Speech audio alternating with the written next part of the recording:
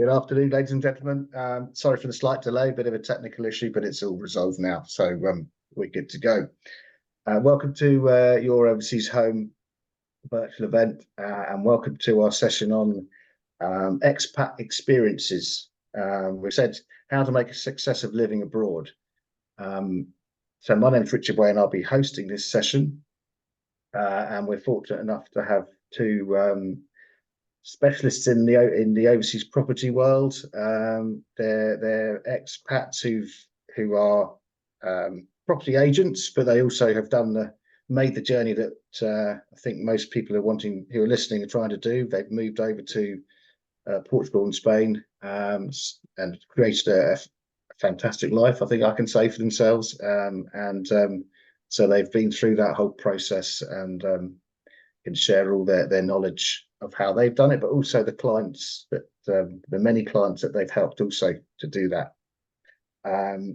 So this has been recorded, this session, just so you know. So you can download it and watch it again afterwards if you want to check anything, or you can share it with friends and family. And so you'll be able to get that off the website. We've been given an hour, so hopefully we'll fill that. What we're going to do is I'll let each of our panelists just say a brief introduction about themselves, but just very quickly, we've got Jamie Adairty from Olive Homes, who's based in Algarve. Hi, Jamie. Hi, Richard. Hear us? Hi there. And then we've got Shirin Shafiri from the Spanish estate agent, who's down in Costa del Sol in Spain. Hi, Shirin. Hi, good afternoon, everyone.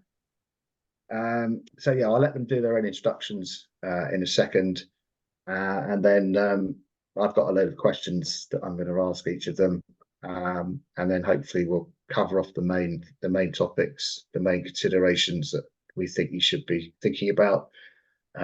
It's a fairly conversational session, this one, so we can go off on all sorts of tangents if that's what happens, and learn as much as we can about moving and living in Spain and Portugal. But we also want to hear from anyone listening as well. So we've got the Q&A tool you should be able to see on your screen, if you could see that. If you type a question in there at any time, and then I can then field it to either Shirin or Jamie, please use that one rather than the chat tool. It just keeps it easier.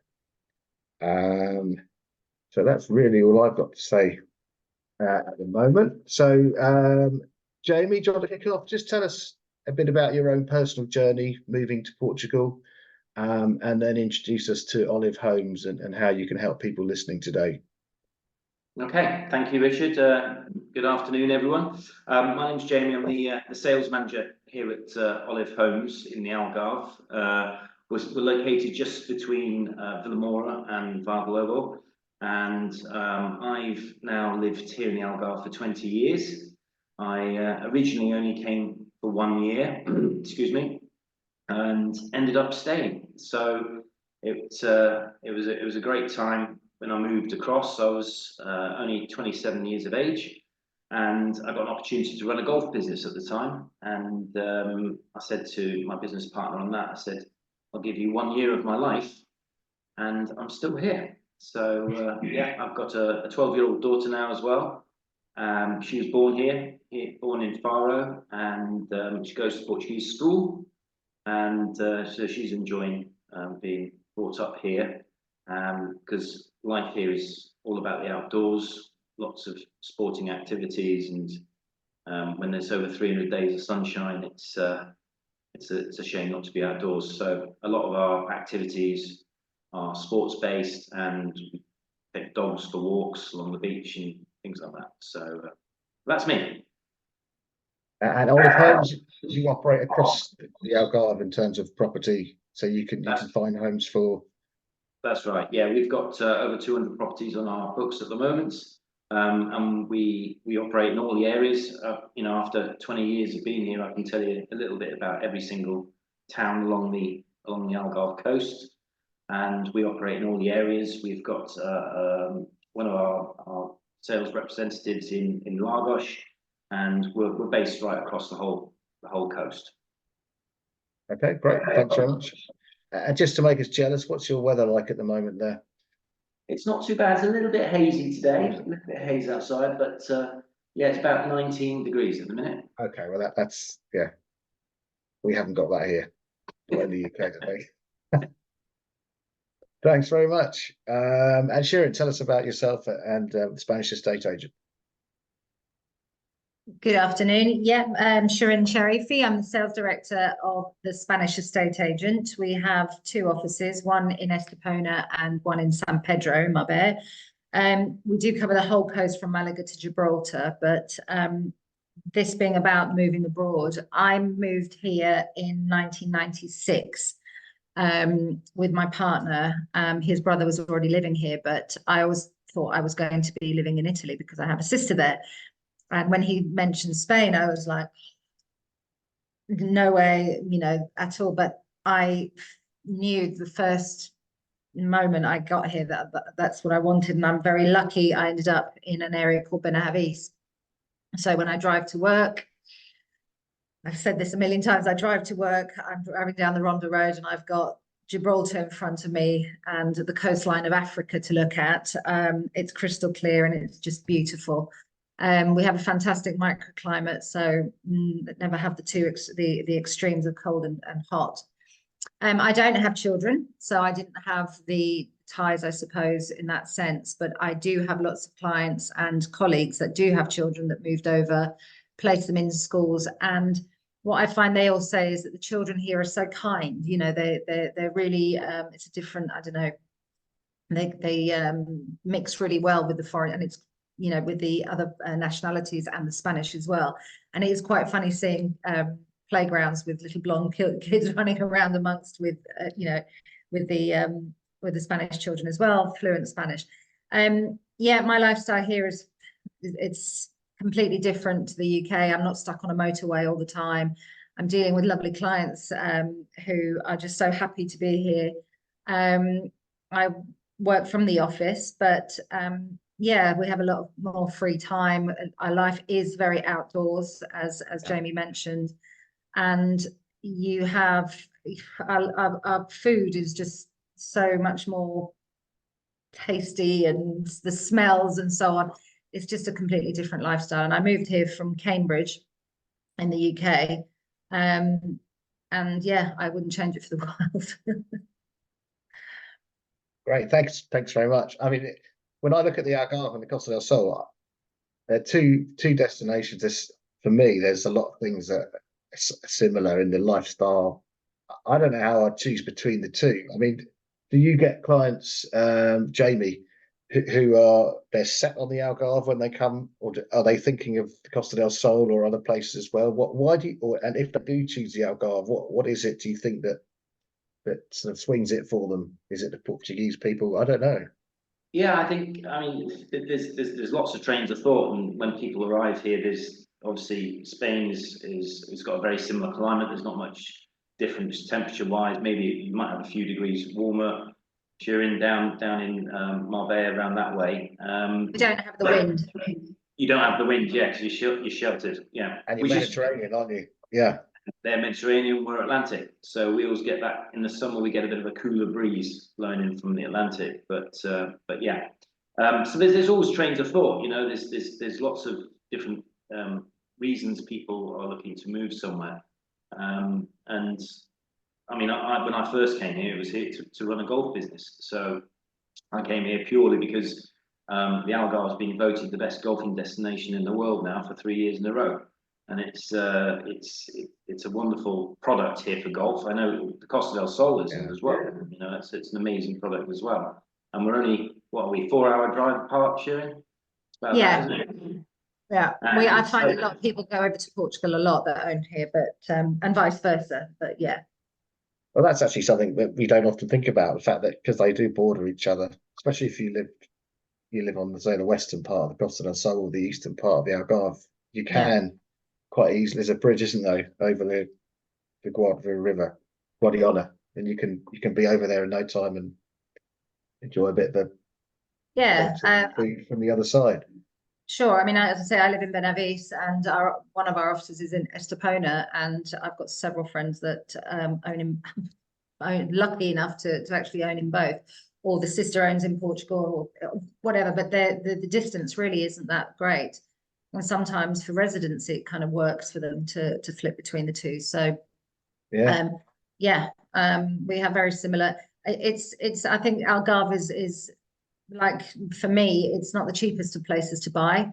The Costa del Sol is not the cheapest of places to buy in Spain and the Costas.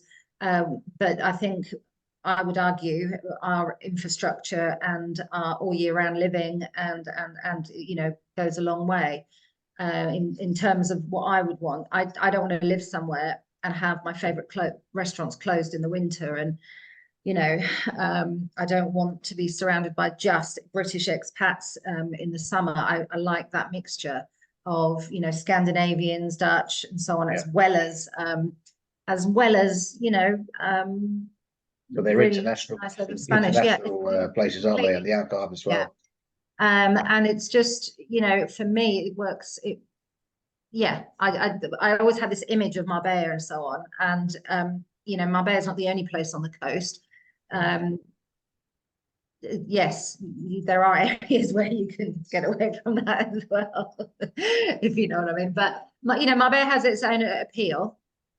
But we have places like Mijas, Estepona, Casares, Galfin, that we've got some beautiful, beautiful, authentic Spanish towns and villages. Even San Pedro, which is on the beach side, is really authentically Spanish. If you were an expat and you walked into a bank, they'd still be able to speak to you in English, so that you can survive. But I happen to speak the language, but many people that live here don't. Good or bad, it's just not that you have to speak Spanish. Yeah. So fair to say that when clients come to you and they start having conversations about buying and moving in the Algarve, I've got Spain, Costa del Sol, the first thing you need to do is nail down the location, and then start looking at properties. Absolutely. What sort of information, Jamie, will you ask clients? What are the key things that, if someone's coming to move and to live in the Algarve, what will you really need to know to find the right place for them?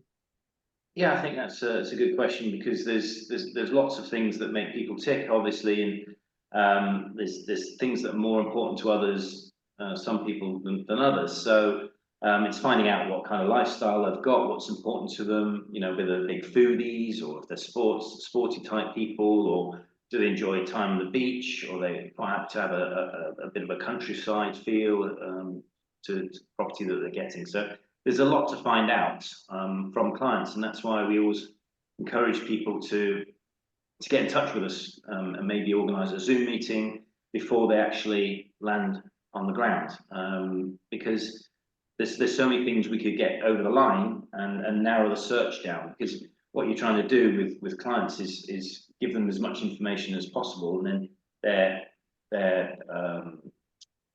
their interests and their requirements are then narrowed down that way. So the more information you get before they arrive means you're then able to find properties that tick a lot of boxes, and it's all about ticking those boxes for the client, and finding the right areas and making sure they understand what it involves living in that area, what the positives and the negatives are. Where the compromises lie. There's no such thing as a perfect property. So it's all those things. There's an awful lot of things to do, and a lot can be done before you actually set foot on the plane. Does it happen often that people arrive and they've got these expectations? They think they want this type of property, they want to be in this town or this resort, and they get there and you show them things, and suddenly they're like, hang on a minute, and everything changes. Do you see that, Sharon? If you take people somewhere and they're insisting on somewhere, but you probably know when you see clients, I actually really know what you need, because you can only learn so much from looking at listings and being in the UK and the internet. Absolutely. I mean, during the seminar before, I was explaining we do a lot of remote sales, but that's normally when people know where they want to be and know the area. Obviously, our local knowledge is so valuable to clients, and the way we work as well as at the Spanish estate agent, we network with all the other agents on your behalf. So the one thing I always hear people saying to me is, I've spoken to other agents, but they're not listening to what I want. And, you know, as Jamie said, for us, it's so important. It's 24 years I've been working in real estate here, and I want my clients to be happy. You know, I have drinks with some of my clients. You know, I'm friends with some of my clients now. So I don't want, you know, anything other than happy clients. So to do that homework before people come over is absolutely so important, because they may have heard their friends or somebody in the pub talking about a certain area, but until they get there, it's just not the same at all. And you know, me driving them around, showing them properties, 50% is the property and 50% is the area. You know, around the corner you've got a lovely little cafe. Here you've got this amazing school. There's all sorts of things that are just so important to living here, that people need to know. And like Jamie said, there's negatives as well as positives. A lot of people, for example, in England live in homes, they live in houses, they live in a town, you know, whether it's terraced or whether it's independent. And whereas in Spain, we live in very large apartments, as well as houses. So it's getting people, you know, minds around that. Some people are looking to downsize because they don't want the hassle. But it's, you know, for English people to go from a house into an apartment might be something they just, you know, haven't considered. But some of the beautiful luxury apartments that we have are sometimes bigger than some of the villas. So it's important to sort of help people understand that side of things as well. And the whole idea of living on a, you know, sort of complex or a communal area with a shared pool and shared amenities, gym, whatever it is. Shared costs as well. Yeah, that's you know, that's a new concept to a lot of people when they move out for both countries, Portugal and Spain. No, absolutely. I think we've got a lot of people that have villas that keep saying to me, oh my God, I've got the pool to take care of, and I've got the gardens to take care of, and I've got this and the irrigation and so on. And then they look at life in a complex. Again, as I say, these beautiful luxury apartments, the gardens are taken care of, the pool is cleaned, you know, they don't have to do all that themselves. They're enjoying their time, not you know, replacing pool pumps and stuff. So I think it's fair to say, as from what you just described and the way you've helped people find property, your role as agents in your countries where you operate is very different to what people are used to when they're looking to buy a property in the UK. It's far more involved, and you know, the range of services and assistance you offer is much broader. And you've done the journey yourself. And after sales is another key thing. So when people have moved out, Jamie, maybe you want to talk about this. You know, your service doesn't stop there once they get the keys. I mean, you'll help them with managing it. You'll help them with, I don't know, utilities, if they need a tradesman to do some work. Just tell us a bit about how you help clients once they've moved over, because there's a lot to think about, isn't there, when you move to a new country, and you kind of, if you get there and you don't know anyone and you think, I need this or I need that, where do you go to? And you guys will help with that, all those sort of things.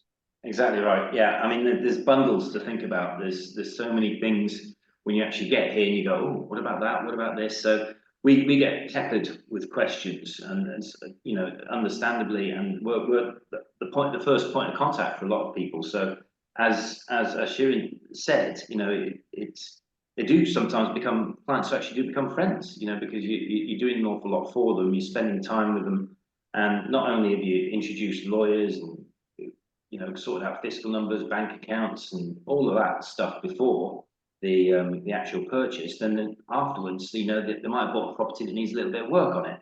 So we've got a pool of three different builders that we recommend, and the reason we recommend them is because they're tried and tested, and then we can help with getting quotes for any works that need doing.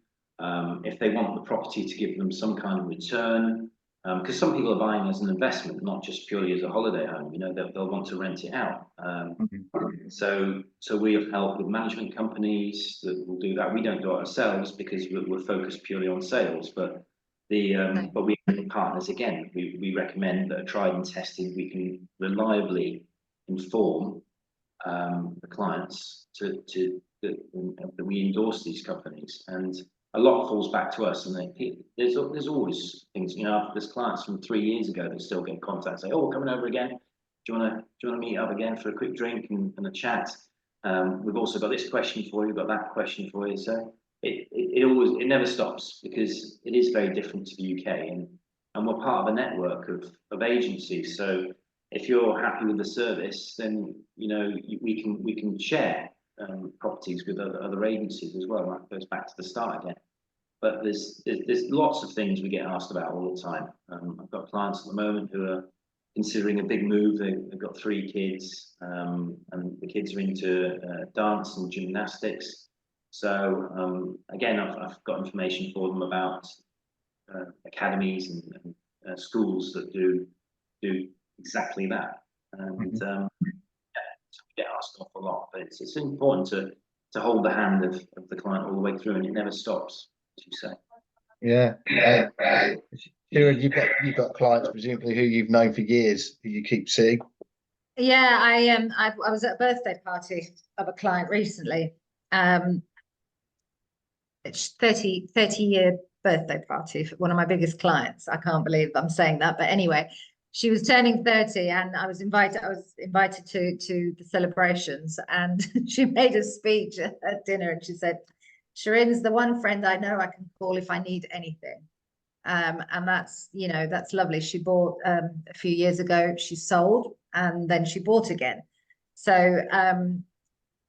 and with both properties, whatever she needed, I was there to help. You know, she decided to do some summer rentals in her villa, and obviously being of a certain caliber, she needed a very specialist agent to manage that, and I found the right person for her, and she was really happy.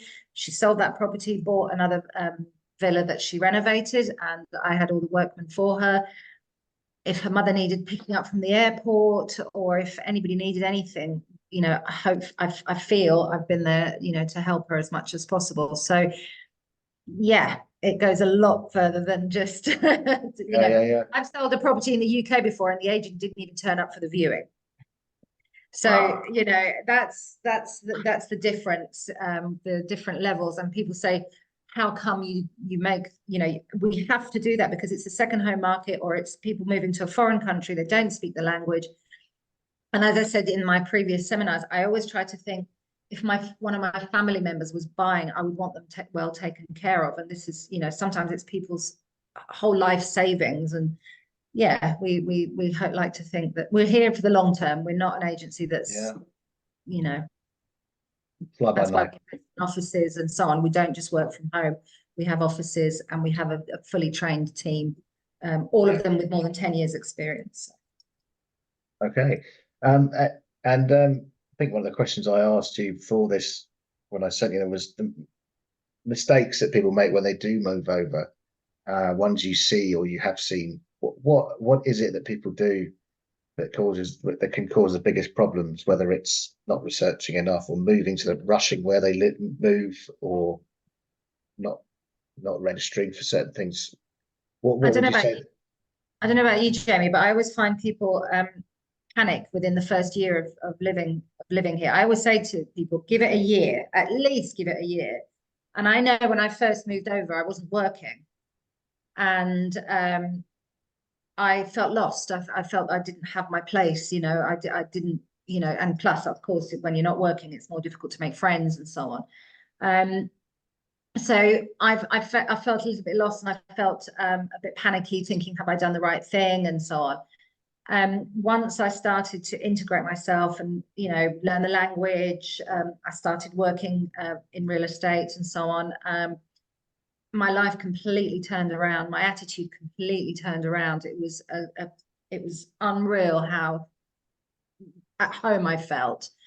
But I had to give myself that time to think about what I wanted to do, and B, the sort of life I wanted here. You know, I'm quite sporty. I like to have my time to either play golf or go off and, you know, walk in the mountains and so on. So I'm lucky enough to be able to do that with the work that we do. Jamie, you know how hard this job is and how much time it takes, but the days seem that much longer that I do get to do what I want to do as well.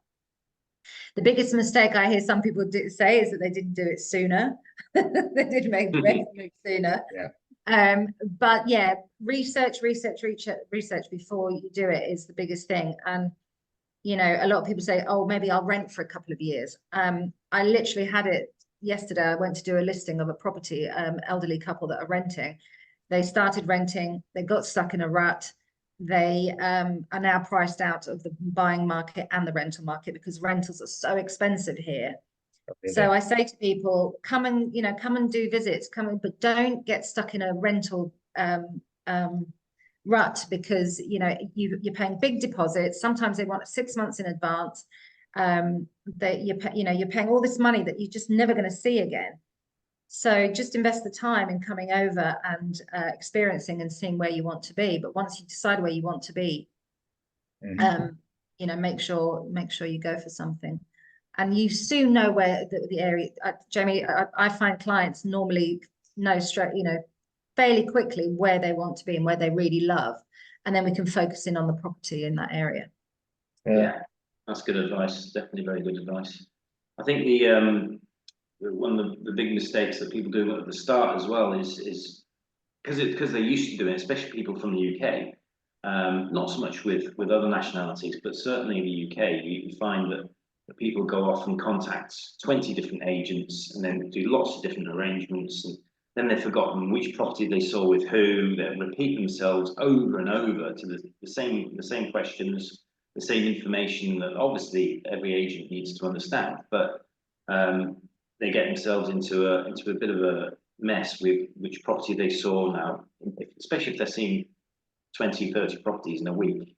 It can become an absolute minefield. So you're better off adopting. I think if someone was going to ask me what's the best way of doing it, I would say just choose someone that you feel comfortable with, choose someone that you can relax with and give all that information, and just stick with them, which is a bit like the American system where you choose your own realtor, as it is, and then they can then help you the most. Because if you go off to everyone, the problem is you'll get into a mess, and you'll get sometimes conflicting opinions on areas, and it's more helpful just to stick with the one person. That would be my advice. Really good advice, I would say. I mean, if you think about it, every agent thinks their property is the best thing since sliced bread, and that's what they're trying to sell to you. However, when you've got somebody that's got not that we don't care what you buy, but we're not pushing you into something for ulterior motives. We're much more unbiased. So it's much better for you guys. We're working for you, not the vendor, if that makes sense. Yeah. And if you've got access to most of the market, if not all of the market, and you're someone that someone listening wants to work with, you don't need another partner, you don't need another agent. I guess the other thing is the logistics, coming and going between the UK and Portugal or Spain. You don't want to have to keep doing that, and trying different agents and seeing what, one good agent like yourself, they can nail down exactly what you want. Maybe it takes 2 viewing trips or just the one, but I mean, check out our Google reviews. It's not hundreds of clients that can, write such lovely reviews because they're happy, and they certainly wouldn't do it if they were unhappy. So we must be doing something right. People like Jamie.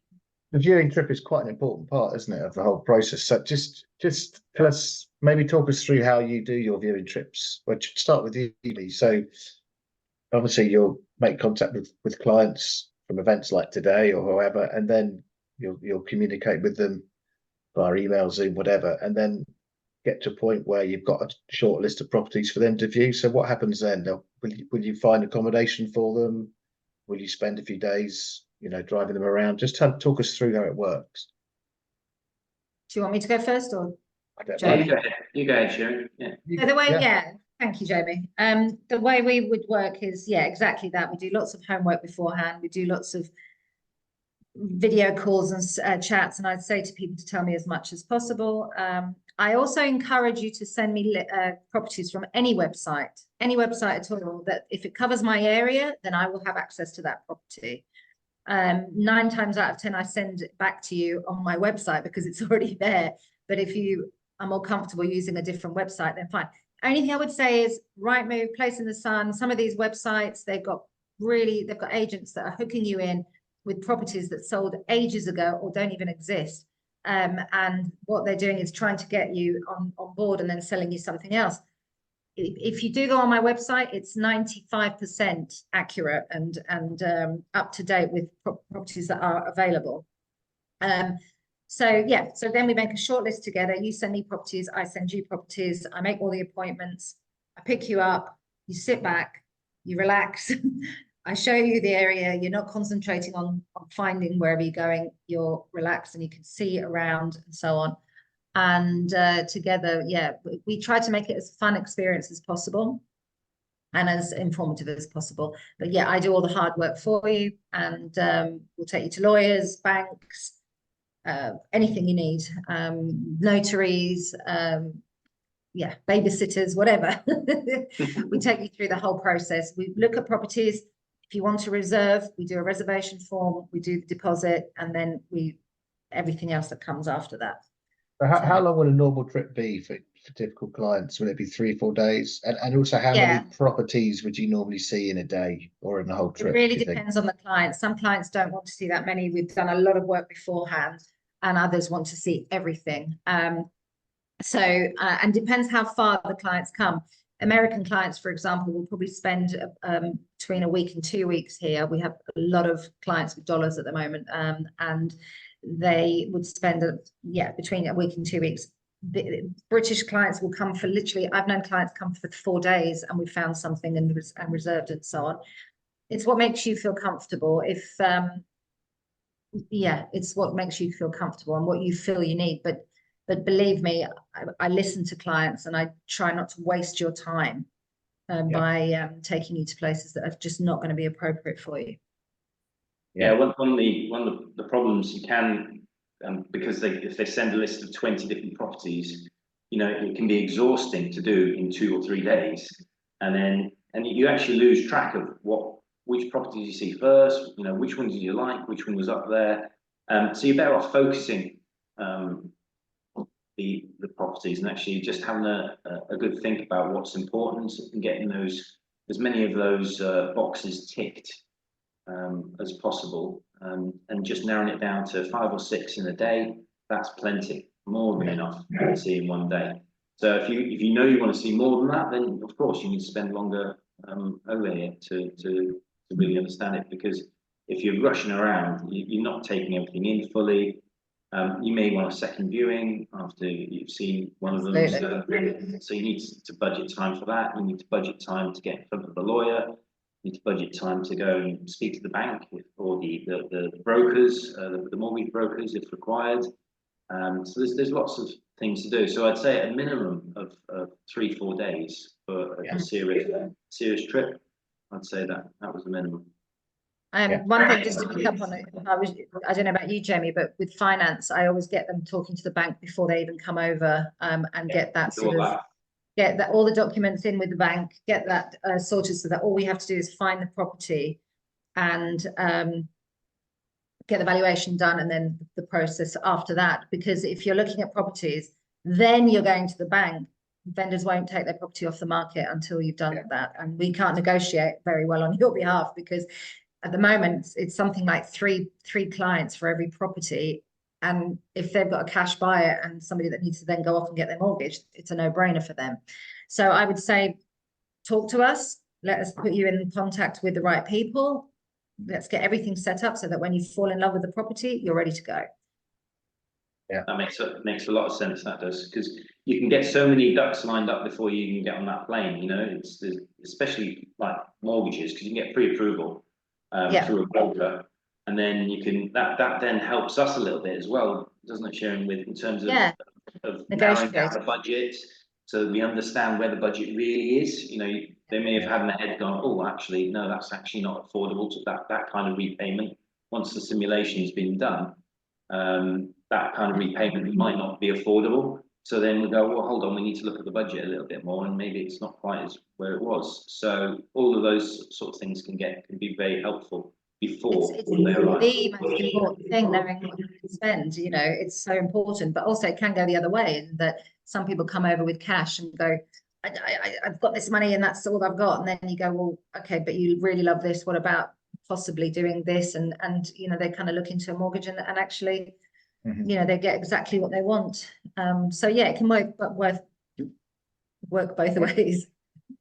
And just talking still on this discussion of preparation before you come out, for people who are coming out to live and they've got to get a visa, so they've got to start the whole application process, is there and combine that with maybe selling a UK home, what do most people do in that situation? What do they start first? I guess it's the UK home, and then when would you normally see clients start looking for their, because if your purchase is dependent on selling a UK home, obviously there's going to be a point where you can't Get it on the commit. market. Get it. What's the normal Get it sort on the of? market. Well, I would listen. I would get it on the market, and if you're you know going to do this, then that's what you're going to do. The visa process takes around, well, once the application's in, it takes maximum of 3 months for a non-lucrative visa. Yeah. And then there's other visas. If you're spending over 500,000, you automatically can get a golden visa, so that's another thing you don't have to worry about. But Jamie, I would say, you know, if you're committed to doing this, get the finance in place, get your house sold, and you know, be ready to. Yeah, so you can start the research before, while your house is on the market, but maybe not until what you exchange in the UK do you really know that the money's going to be coming through to purchase in Portugal, Spain. The reason why we bang on about the finance being in place is because in our area we take a reservation deposit. Yeah. And more times it's non-refundable unless there are legal issues with the property that cannot be resolved. So you do have to be in the position. Having said that, we've had a sale recently where the clients went to reservation. Their house fell through. The house sale fell through in the UK. So we delayed the completion until they found another buyer for their property and went to completion. So it's not usual. It's not that usual, but our job is to negotiate all the time on your behalf. So to find solutions for you. But that's quite an achievement to actually get the vendor to wait, I suppose. Yeah. So, very good negotiator. Ours is a balancing act. We're just trying to make sure that A's happy with B and B's happy with A. That's as middlemen, as it were, intermediaries. That's what is important. So we're keeping as many people happy as possible. Yeah. The other thing that people look at as well is buying something off plan, which takes, you know, if people are looking to retire in 3 to 5 years, they actually look at something that's going to take 2 years to build anyway. And people used to be really against it in the past because they were like, oh my God, what if they go bust and this, that, and the other? Well, your money is fully protected because by law, developers have to have bank guarantees in place. And the beauty of that is you're paying around 30, 40, possibly 50% during construction, and the rest you're paying on completion. In that time, the value of that property has increased so much that you've made a really good investment as well, and you're getting that much more for your money. So it's another option to look into. You have, you know, 10-year construction guarantees, all the guarantees on your electro-domestics and your, you know, electrical goods. So it's actually a really safe way to go. Okay. Let's look at the cost of living now, because I know, well, certainly used to be one of the big draws of moving to Spain and Portugal was I could live cheaper, I could live cheaply, I could go out, I can eat out, I can buy weekly shop. Do you think that's still the case? Is that, or are people arriving in these countries today and thinking actually it is a bit more expensive than it used to be, but you know, where is it more expensive? I mean, everything's, you know, more expensive everywhere. Yeah. However, you know, I was talking to a colleague yesterday, and he was saying, I've got to find this article. Spain is now, as a whole, has become even more economical than Greece, which is kind of unusual. You know, but yeah, where is it more expensive? But it's still a lot cheaper than it is, much cheaper than the UK. Yeah, well, Portugal's 26% cheaper than than the UK, according to reports. And Forbes magazine still puts Portugal as top 10 cheapest places to live in the world. Yeah. So in terms of cost of living, yes, it has gone up, of course, but as Shirin correctly points out, everywhere's gone up. You know, we've all had increases, and that's just the way of the world. Yeah, and fair to say, because I know where you are, Jamie, for example, you're in what the Golden Triangle they call it, which is, you know, the more expensive area of the Algarve. But if you go inland a bit or west a bit, Yeah, you can and you drive find 10 minutes local- out, but you can still get a bottle of beer for €1. You know, Yeah. there's still all those places. It's the same in Spain. You know, I know Spain very well as well, Shirin, because my own parents used to live down there. Yeah, I heard. Estepona. So, Yeah. Oh wow. so I know that area very well as well. And you do, once you go off the touristy tracks, then you do find your little gems, your little nuggets of, you know, Yeah. for restaurants and bars and various other bits and pieces. So. My sales manager and myself went for a quick drink after work the other day, and we were getting, you know, canyons of beer. There's euro canyon. I'm like, how can they even make any money out? You know, and that's in San Pedro, which is a Marbella address, but it's a little, you know, little cafe just opposite the office. It's just bizarre. Yeah. Yeah. Don't forget our food in Portugal, and you know, a lot of the chemicals that is allowed in the UK and so on. It's not allowed in Spain. The food is so much cleaner. It's so much more organic. You know, smell of tomatoes, And local probably. Yeah. You know, it's 10 times healthier here. You don't feel like you're. Yeah. How's the water shortage now, though? I know there's been problems with water, certainly in the north of Spain. And I was talking to someone whose family had an olive farm in Andalusia, and they're struggling at the moment. But is it still like that down there, Shirin? We always go every year. We go through this stage where everybody's like, "Oh my God, there's no water," and then we have the heaviest rainfall you've ever seen. I was in the UK last week, and while I was away, there was just huge amounts of rain that's fallen. It's never enough. We are in southern Europe. We could do with more, but we see more rain coming. It's beautiful weather at the moment. But yeah, every year we go through a thing of, oh my God, there's not enough water. But we have huge reservoirs behind the towns, behind Marbella, behind Estepona, and so on. And they're filling up and so on. So yeah, it is an issue. But there's no, like, we don't get the water cut off in the houses or anything like that. Yeah. There may be certain times where you can't use the pool or whatever, or you can't, well, you have hose pipes, you know, you can't flood your garden with water and things like that, but it's not drastic. Yeah. What about golf courses? They keep them looking nice and green, don't they? They always seem to look that. Yeah, but they I mean, Jamie, you know more about this than I do, but they use a lot of recycled water and so on. The golf courses have. They are trying to become more and more. They're trying to use recycled water. There's lots of different things coming to keep, because obviously golf courses do need a lot of water, but they're also very important for the local infrastructure in terms of what they bring to the area. So obviously the main season for holidays is sort of June, July, August. Out of that is, you know, the big, certainly in the Algarve is golf tourism, and so they're fundamental to the area, and they are finding different solutions to it. They are reducing the amount of water required. There's lots of different things being done, but at the moment it's water is always an issue, and we go through the cycle, but the same as in Spain. It's a similar sort of cycle, but the north of the country is absolutely fine, but down south as well, you know, there is a shortage. Yeah. And are you still playing golf?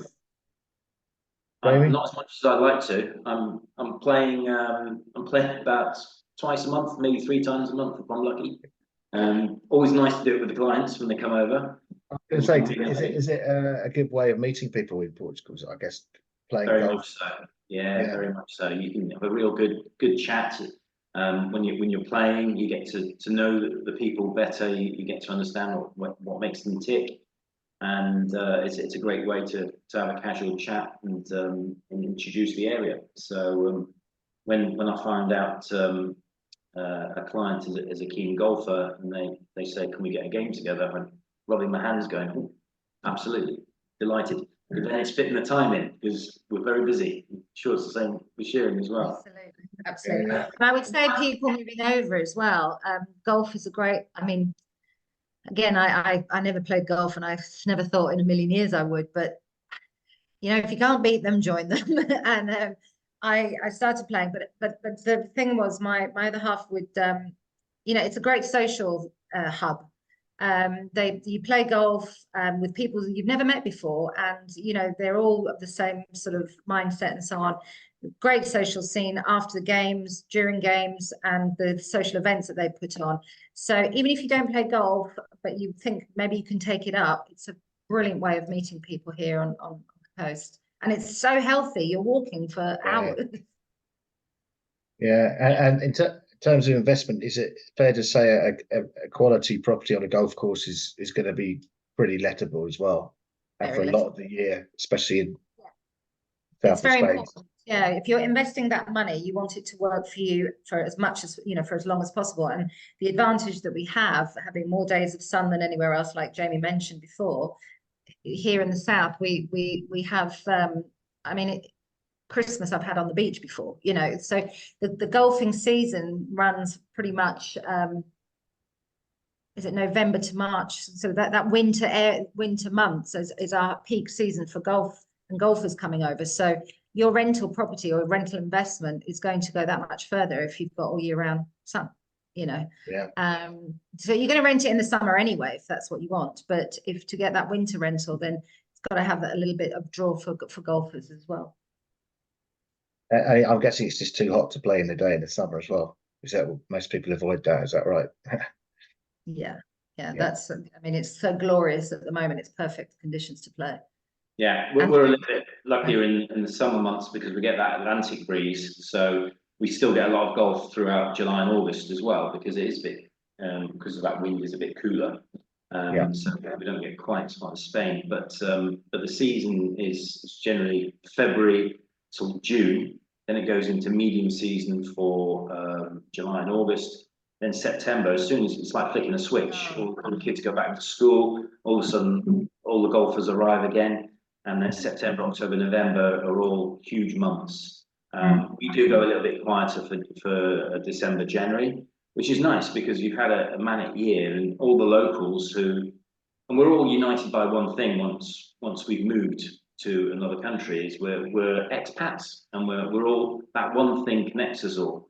So it's nice in the winter months, everyone gets together again, you know, you spend more time with friends, and family come over at that time as well. So it's a great connection to have. We're all united by that. And I've heard actually on this whole seasonal thing, is it right to say that if you're coming out to do viewings, peak season summer is not a good time, because one, it's hot, but two, a lot of properties you might view are being let out to holiday makers. And the owners are there themselves as well. And all the owners are there, yeah. We do. I just want to say that we do have a microclimate on the area that I cover, so we do not have those extremes of hot and cold. But for most, you know, that Northern European golfers, it's too hot for them to play in our area during July and August. But the rest of the year, of course, they're playing. But the reason, it's Easter's a big time when properties are not rentable, and other agents don't work, so we can't get into their properties. Christmas is a huge holiday here as well, obviously, but the summer is when most of the properties are rented out. Yeah. We're quite fortunate. Obviously, yes, it's one of the problems, isn't it? During the summer is getting into properties when the owners are using it or it's rented out.